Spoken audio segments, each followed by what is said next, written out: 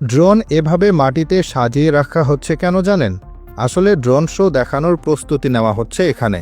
যে কোনো ড্রোন শোর আগে অনেকগুলো ড্রোন এভাবে লাইন করে সাজানো হয়।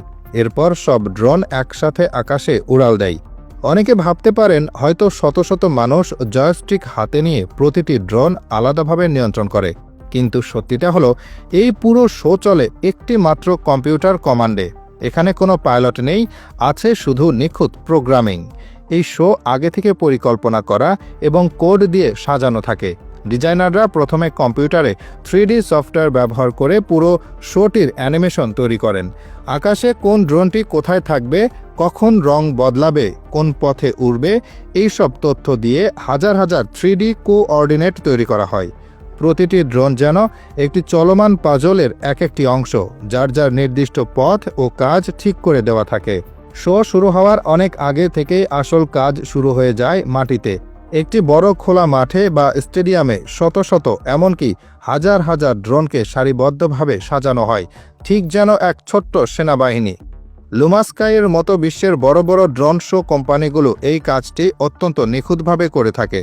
প্রতিটি ড্রোনের ব্যাটারি চার্জ, লাইট এবং সংযোগ পরীক্ষা করা হয়। এরপর ডিজাইনারদের তৈরি করা সেই বিশাল ডেটা ফাইল বা অ্যানিমেশন প্ল্যানটি একটি শক্তিশালী গ্রাউন্ড সিস্টেমের মাধ্যমে প্রতিটি ড্রোনের মধ্যে আপলোড করে দেওয়া হয়। এই গ্রাউন্ড সিস্টেমটি হলো পুরো শোর মস্তিষ্ক। এটি নিশ্চিত করে যে প্রতিটি ড্রোন যেন তার নির্দিষ্ট পথে চলে এবং অন্য কোনো ড্রোনের সাথে সংঘর্ষ না হয়। যখন শো শুরু করার পর কম্পিউটারে শুধু একটি প্লে বাটন চাপা হয়, তখন ঘটে জাদুর মতো ব্যাপার। হাজার হাজার ড্রোন একসাথে মাটি ছেড়ে আকাশে উড়তে শুরু করে। এরপর সেগুলো তাদের প্রোগ্রাম করা পথে চলতে শুরু করে এবং আকাশে বিভিন্ন আকৃতি তৈরি করে। কখনো সেগুলো মিলেমিশে তৈরি করে একটি দেশের পতাকা, কখনো বিশাল কোনো নকশা, আবার কখনো মহাকাশের গ্রহ নক্ষত্র। ড্রোনগুলোর গায়ে লাগানো শক্তিশালী LED লাইটগুলো মুহূর্তে মুহূর্তে রং বদলায়, যা দিয়ে আকাশে জীবন্ত ছবির মতো অ্যানিমেশন তৈরি করা হয়।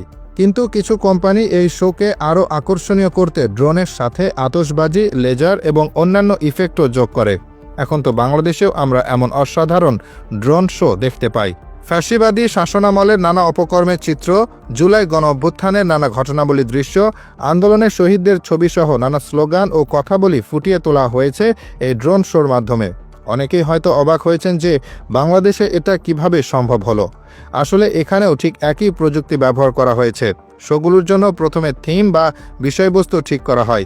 এরপর দক্ষ অ্যানিমেটর ও ডিজাইনাররা এই ছবিগুলোকে ড্রোনের মাধ্যমে আকাশে ফুটিয়ে তোলার জন্য একটি ডিজিটাল ম্যাপ ও অ্যানিমেশন তৈরি করেন। প্রতিটি ছবির জন্য কতগুলো ড্রোন লাগবে, কোনটি আকাশের কোন জায়গায় থাকবে, তা নিখুঁতভাবে পরিকল্পনা করা হয়। এরপর বিশেষজ্ঞ দলকে দিয়ে সেই পরিকল্পনা অনুযায়ী ড্রোনগুলো নির্দিষ্ট জায়গায় সেট করা হয়। প্রতিটি ড্রোনের মধ্যে ফ্লাইট পাথ বা উড্ডয়নের পথ প্রোগ্রাম করে দেওয়া হয়। অবশেষে সেন্ট্রাল কম্পিউটার সিস্টেম থেকে কমান্ড দেওয়ার সাথে সাথেই শত শত ড্রোন আকাশে উড়ে গিয়ে সেই অসাধারণ চিত্রগুলো তৈরি করে। প্রচলিত আতশবাজির চেয়ে এটি অনেক বেশি নিরাপদ এবং বারবার ব্যবহার করা যায়। এর মাধ্যমে আকাশে যে কোনো গল্প বলা বা বার্তা দেওয়া সম্ভব, যা আতশবাজি দিয়ে করা যায় না। প্রযুক্তি যত উন্নত হচ্ছে, ড্রোন শোগুলোও তত বেশি আকর্ষণীয় আর নিখুঁত হয়ে উঠছে।